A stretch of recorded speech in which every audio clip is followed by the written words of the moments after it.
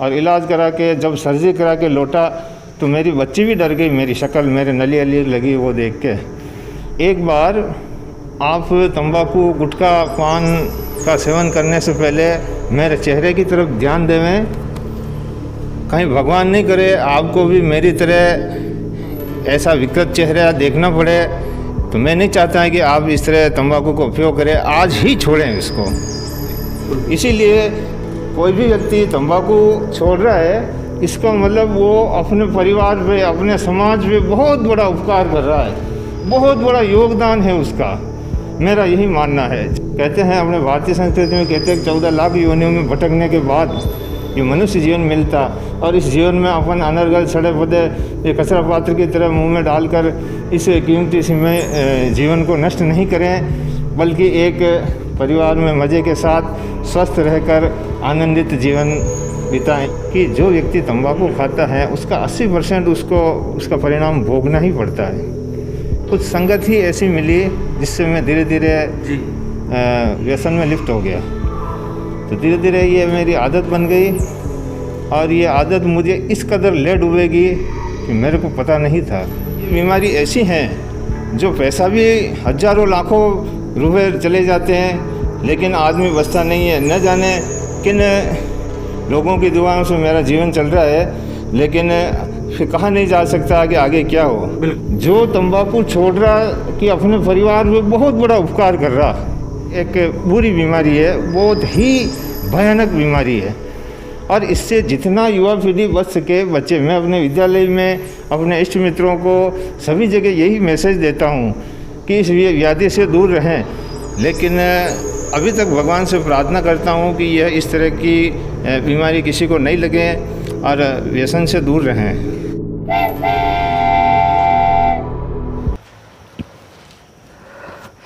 नमस्कार दोस्तों, मैं हूं अनिल और मैं पेशे से अध्यापक हूं।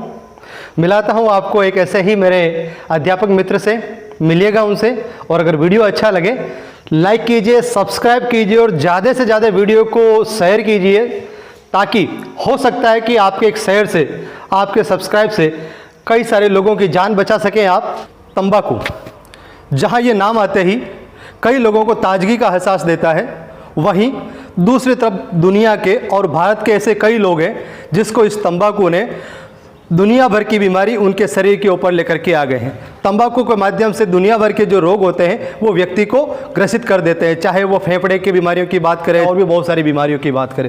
तंबाकू के माध्यम से ICMR जो कि भारतीय मेडिकल संस्थान है, उनका ये कहना है कि जितने भी कैंसर होते हैं उनके 30% जो कैंसर होते हैं वो केवल तंबाकू की वजह से होते हैं। तो तंबाकू न केवल लंग्स का कैंसर पैदा करता है, अपितु मुंह का कैंसर भी बना देता है। तो आइए आज मैं आपको मिलाने वाला हूं एक ऐसे शख्स से जो तंबाकू की वजह से किस तरह से उनके जीवन में बदलाव आया, और जहां एक तरफ वो काफ़ी खुशनुमा हुआ करते थे, लेकिन आज जब आप उनसे मिलेंगे तो आप उनसे पहचानेंगे, और उनकी कहानी को सुनकर आपको अगर रोना न आ जाए तो आप मेरे से बात करिएगा। सर नमस्ते। नमस्ते। आज हम अपने दर्शकों से मिलने वाले हैं। मैं आपके बारे में जानना चाहूँगा, क्या आप अपना नाम बताएंगे? मेरा नाम रामचंद्र सेन है। पेशे से राजकीय कर्मचारी हूँ, अध्यापक पद पर आसीन हूँ। मैं मूलतः रेलमंगरा, तहसील रेलमंगरा, गांव रेलमंगरा, जिला राजसमंद का रहने वाला हूँ, और बनेड़ा अभी मेरा हाल ही पदस्थापन है। और आप जो जानना चाह रहे हैं, मेरे जो शारीरिक व्याधि हुई हैं वो विगत, जिसे हम कुसंगति माने या कुछ भी माने, उस संगत से मैं थोड़ा व्यसन में लिप्त हो गया था जी। तंबाकू का पान खा लेना मेरी आदत बन गई थी। मैं अधिक समय तक तंबाकू यूज करता रहा, करीबन 24 वर्षों से मैंने तंबाकू खाई है।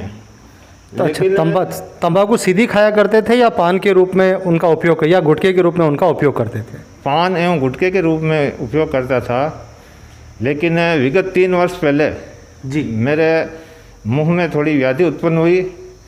उसके पश्चात मैंने इसको खाना छोड़ दिया, और उसके बाद मैं 4 वर्षों तक किसी आयुर्वेद के चक्कर में किसी नीम हकीम भिलवाड़ा के आगे ये एक हंसराज चौधरी करके नवग्रह आश्रम है, वहाँ आयुर्वेदिक उपक्रम में लगा रहा, लेकिन कोई फ़ायदा नहीं हुआ। उसके पश्चात मेरे को अहमदाबाद जाकर मैंने अपने प्राण बचाए। मेरा काफ़ी प्रसन्नचित्त मुद्रा में रहता था मैं, और बहुत अच्छे दोस्तों से मेरे, और अच्छा कुल मिला के मैं अच्छा था। और इलाज करा के जब सर्जरी करा के लौटा तो मेरी बच्ची भी डर गई, मेरी शक्ल मेरे नली अली लगी वो देख के। मेरे को उस समय ज़िंदगी का सबसे बड़ा पश्चाताप हुआ। उसके बाद धीरे धीरे अब मैं स्वस्थ होने लगा हूँ। मेरा पहले जैसा चेहरा भी नहीं है, मेरा चेहरा भी काफ़ी विकृत हो चुका है। पहले काफ़ी स्मार्ट और अच्छा चेहरा ठीक था, तो कुल मिला के ये बुरी आदत है। और अब मैं धीरे धीरे नॉर्मल हो रहा हूँ, लेकिन अभी तक भगवान से प्रार्थना करता हूँ कि यह इस तरह की बीमारी किसी को नहीं लगे और व्यसन से दूर रहें। तो जब आप व्यसन किया करते थे उस समय आपके आनंद की जो स्थिति हुआ करती थी, और उसके बाद में जब आप बीमारी से ग्रसित हुए और उस दौरान आपको लगने लगा था कि काश अगर मैं इसका उपयोग नहीं करता, और अब आप लोगों को क्या ऐसा संदेश देना चाहते हैं जिससे लोग इन सारी चीज़ों से बचें, तो आप हमारे दर्शकों को बताइए कृपया। मेरा जहाँ तक ये मानना है कि इस प्रकार व्यसन में जो एक बार लिप्त हो जाता है, वो उसका शरीर अपना आप फिर धीरे धीरे मांगने लगता है। निकोटीन जो भी उसकी कमी शरीर अपना आप सताने लग जाती है, और अंत में 80% 90% तक संभावना यही रहती किसी भी प्रकार का कैंसर न हो जाए। कि बुरी बीमारी है, बहुत ही भयानक बीमारी है, और इससे जितना युवा पीढ़ी बच सके बच्चे। मैं अपने विद्यालय में अपने इष्ट मित्रों को सभी जगह यही मैसेज देता हूँ कि इस व्याधि से दूर रहें। जो तंबाकू छोड़ रहा कि अपने परिवार में बहुत बड़ा उपकार कर रहा। जी जी जी। वो जो तंबाकू छोड़ता है खुद का तो शरीर सुरक्षित करता ही है। बिल्कुल बिल्कुल। भारतीय सद साहित्यों में मुखारविंद कहा गया है, और आज की युवा पीढ़ी इसे कचरा पात्र समझती है। इसमें सुपारी, सड़े गले पदार्थ, ये गलती मैंने भी की है। जी जी। उसका परिणाम मैंने भुगता है, लेकिन आपको इंटरव्यू दे रहा है, जो भी मैं आपको कह रहा हूँ, इससे लोगों में अच्छी मैसेज आए। और मैं एक भुगतभोगी आपके सामने खड़ा हूँ। मैं आपको मेरे पहले के कुछ फ़ोटो भी शेयर कर दूँगा, वो भी आप देख लेना, और मेरी वर्तमान स्थिति भी आप देख सकते हैं। ये मसूड़ा कट चुका है और काफ़ी विकृत। अब तो पहले भी ठीक है, मेरे सर्जरी हुई, रेडिएशन हुआ है, अब तो फिर भी ठीक है, लेकिन पहले मैं काफ़ी ख़तरनाक स्थिति में था। मेरे बच्ची डर जाया करते थे।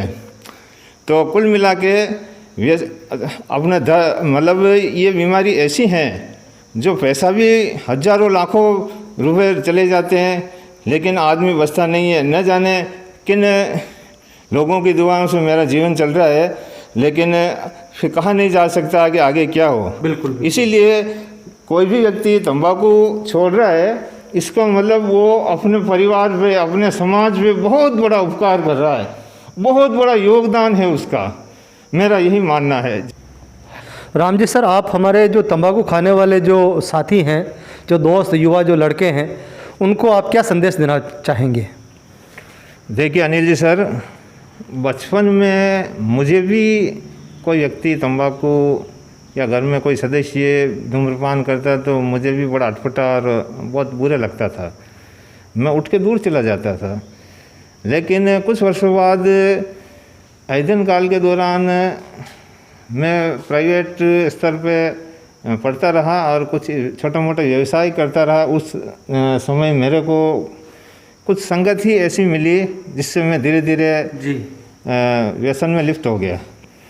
तो धीरे धीरे ये मेरी आदत बन गई, और ये आदत मुझे इस कदर ले डूबेगी कि मेरे को पता नहीं था। बाकी में मेरे को पता होता कि ये हालात, ये विज्ञापन, ये पोस्टर जो देख रहा हूँ वो मेरे ऊपर ही होगा। मैं इन पोस्टरों से भी बड़ा भयाक्रांत होता था। लेकिन जब मेरे खुद में आके बन पड़ी, और बिल्कुल सही बात है कि जो व्यक्ति तंबाकू खाता है उसका 80% उसका परिणाम भोगना ही पड़ता है जी। तो इससे अपना पूरा इसका कोई इलाज बड़ी मुश्किल समय पे चले जाओ तो होता है, और लाखों रुपए बर्बाद करने के बाद भी ये असाध्य रोग जिसको साधा नहीं जा सकता है, ये बहुत बड़ी ही विडंबना है। मैं नहीं चाहता हूँ कि कोई भी युवा वर्ग आज के बाद मेरे को देखते हुए, मैं साक्षात जीती जागती प्रतिमा मूर्ति, मेरे को कुछ भी आदर्श मानो, कैसे भी मानो, प्रेरणा मानो, कुछ भी मानो, और बिल्कुल व्यसन मुक्त हो जाना चाहिए। यही मेरा आप लोगों को, अपने युवा भाइयों को, छोटे भाई बहनों को, जो भी इस क्रिया में लिप्त हैं, वो आज से ही व्यसन मुक्त हो और अपना ज़िंदगी बहुत बेशकीमती होती है। कहते हैं अपने भारतीय संस्कृति में, कहते हैं कि 14 लाख योनियों में भटकने के बाद ये मनुष्य जीवन मिलता, और इस जीवन में अपन अनर्गल सड़े पदे ये कचरा पात्र की तरह मुंह में डालकर इस कीमती समय जीवन को नष्ट नहीं करें, बल्कि एक परिवार में मज़े के साथ स्वस्थ रहकर आनंदित जीवन बिताएं। जब मैं ये तंबाकू खाता था तो मुझे दीवारों पर वो पोस्टर विज्ञापन मैं देखता था, लेकिन कभी कभी मैं बड़ा भयाक्रांत हो जाता कि काश ये मेरे न हो जाए। लेकिन व्यक्ति की सोच देती, अरे यार वो खा रहा, उसके कुछ नहीं हुआ अभी तक, वो खा रहा, अपन इस तरह भ्रम में भटक जाते हैं।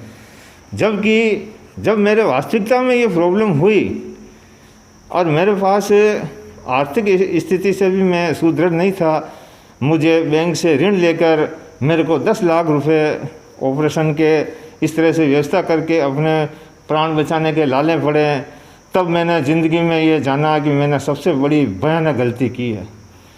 तो आज की युवा पीढ़ी भी उसको ये चाहिए, मैं साक्षात इस पीड़ा का भुगतभोगी आदमी साक्षात आपके सामने खड़ा हूँ, और भी मेरे से कोई जानकारी चाहें तो मेरा फ़ोन नंबर है 9829517080। रेलमंगरा जिला राजसमंद का रहने वाला हूँ। ऐसे कोई दुखी साथी संगी मित्र किसी को ऐसी पीड़ा हो तो उसे नीम हकीमों के चक्कर में ये कुछ बेवकूफ़ बनाते हैं, अपना समय बर्बाद कर देते हैं, उनके चक्कर में नहीं पड़ के सीधे मेडिकल की हॉस्पिटल की सर्विसेज लेनी चाहिए। ये बिल्कुल कटु सत्य बात है।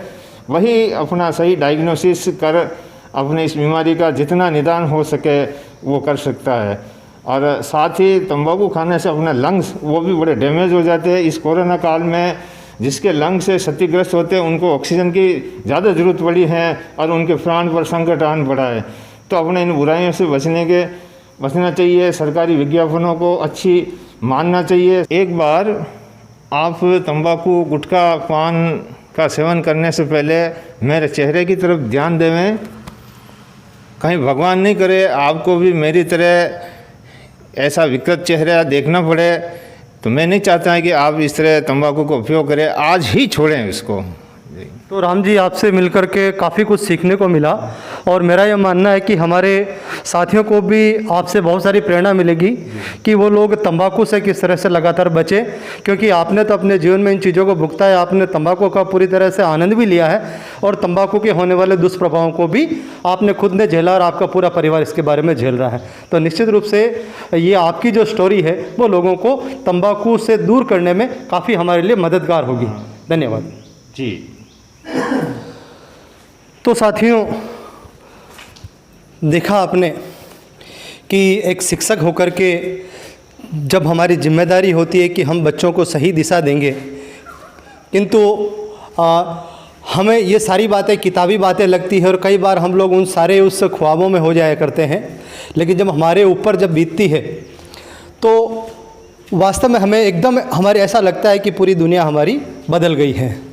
तो जिस प्रकार से राम जी ने अपनी सारी आप बीती बताई, जब वो शिक्षक होने से पहले बहुत सारा खाया करते थे, उसके बाद में वो आज भी शिक्षक हैं, किंतु अब अगर देखा जाए तो सच्चे अर्थों में शिक्षक वो अब बने हैं और उन्होंने लोगों को अपनी बॉडी के माध्यम से और अपने खुद की बॉडी को एक एक्सपेरिमेंट करके एक आप सभी लोगों तक संदेश पहुंचाया कि किस तरह से तंबाकू हमारे लिए हानिकारक हो सकती है। न केवल हमारे अपने खुद के लिए हानिकारक होती, बल्कि तंबाकू का जो असर होता है वो हमारे पूरे परिवार, पूरे समाज और पूरे देश पे होता है। तो साथियों, देखा आपने कि किस तरह से काफ़ी विकृत चेहरा होते हुए भी हमारे साथी राम जी हमारे कैमरे के सामने आए और उन्होंने सारी अपनी अब बीती बताई। तो राम जी कि इस पूरी स्टोरी से हमें ये शिक्षा लेनी है कि हमें अपने घर के लोगों, जो भी घर के लोग अगर आपके तंबाकू खाते हैं, चाहे आपका भाई, चाहे आपकी बहन, माता या आपके पिता या आपकी दादी, कोई भी अगर आपके घर में तंबाकू खाते हैं तो निश्चित रूप से आप उनको टोकिए। अपने परिवार में, अपने रिश्तेदारों में कोई तंबाकू खाता है तो उनको टोकिए। अपने मोहल्ले में तंबाकू खाता है तो आपको उनको टोकना है। आप ऐसे धीरे धीरे आपको हमें एक चेन बनाते जाना है, गांव, तहसील, ब्लॉक, जिला और राज्य, और मेरा तो ये मानना है कि पूरी दुनिया में तंबाकू विरोधी मुहिम को हमें चलाना है। हमारा प्रयास ये होना चाहिए कि तंबाकू मुक्त राजस्थान बने, तंबाकू मुक्त भारत बने, तंबाकू मुक्त पूरी दुनिया बने, ताकि इस तंबाकू की वजह से हजारों लोग जो इस कैंसर के शिकार हो रहे हैं वो इस कैंसर जैसे दुस्साध्य रोग से बच सकें। यही मेरी आप सब लोगों से अपील है। धन्यवाद। जय भारत।